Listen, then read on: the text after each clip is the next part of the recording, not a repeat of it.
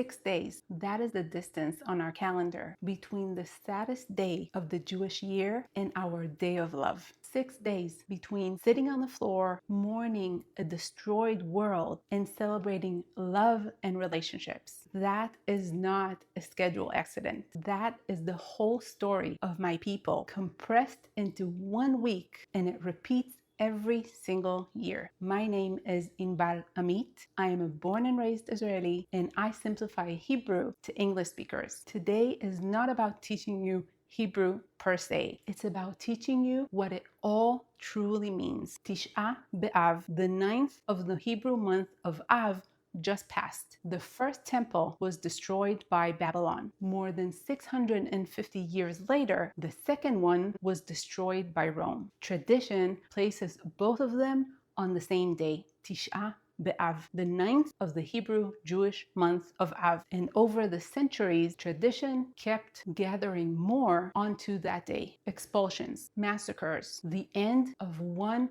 Jewish world after another, no matter where you point on the globe, no matter what era you're looking at. So once a year, Jewish people observe this day by sitting on the floor, fasting for an entire day, no eating, no drinking, reading from the book of Eicha in the Bible out loud in the dark. That is Tisha B'Av. We built a national day for grief. We didn't just move past it. We gave it a date because you can't truly rebuild something you refuse to look at. So I want to share with you the part that tells so much about who we are. When Rome destroyed Jerusalem in the year 70, that should have been the end of us. Our center was gone, our capital was gone, the building that everything revolved around was now rubble. The story goes that while the city was under siege, a rabbi named Yochanan ben Zakkai had his students carry him out through the gate in a coffin. Now, he got an audience with the Roman general. He could have asked for basically anything. The first thing out of his mouth was a school, a small town called Yavne and its teachers. That's it. And by the way, the modern city of Yavne today in Israel sits right next to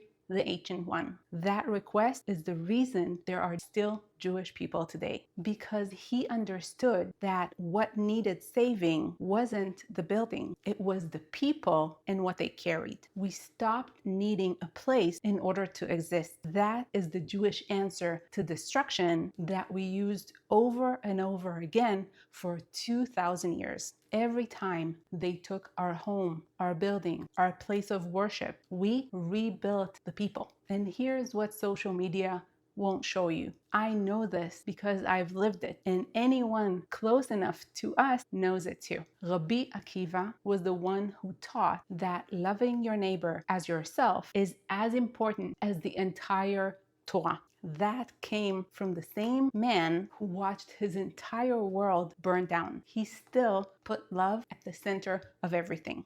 Go to Israel and look at stickers at poles, at the back of cars. Yes, we argue about everything, but at the end of the day, what outlasts every single argument is a message about love. I really think that the most common stickers in Israel over time are Rak Ahava Tenatzeach, only love shall win, shall prevail.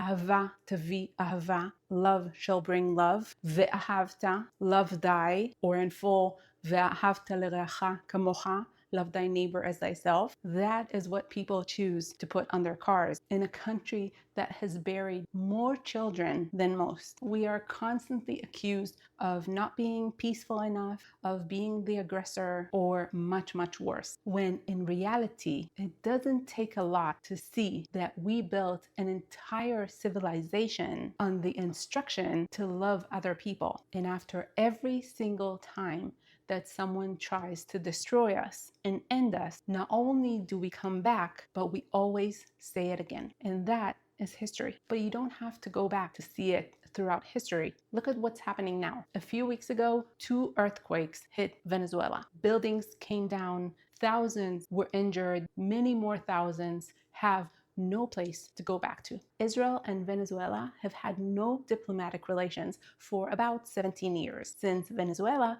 cut us off. Israel sent a delegation anyway. Foreign ministry people, army engineers from the Home Front Command, they flew into a country where we don't even have an embassy and started pulling people out of buildings. Nobody was owed that. There was no relationship to protect. And this isn't an isolated case. Turkey, Haiti, Nepal, the Philippines, Mexico, again and again, including countries that don't recognize us and countries that vote against us time and time again. That is not politics. That is a reflex. So come back to those 6 days. 6 days after we sit on the floor and mourn the first and the second temples we've lost. The calendar turns to Tu B'Av, the 15th of the month of Av, the Jewish Day of Love. But it is not a romantic holiday. This is not about couples, flowers, or hearts. In the Talmud, it's the day the young women of Jerusalem went out to dance in the vineyards in white dresses, borrowed ones. Borrowed so that no one could tell who had more money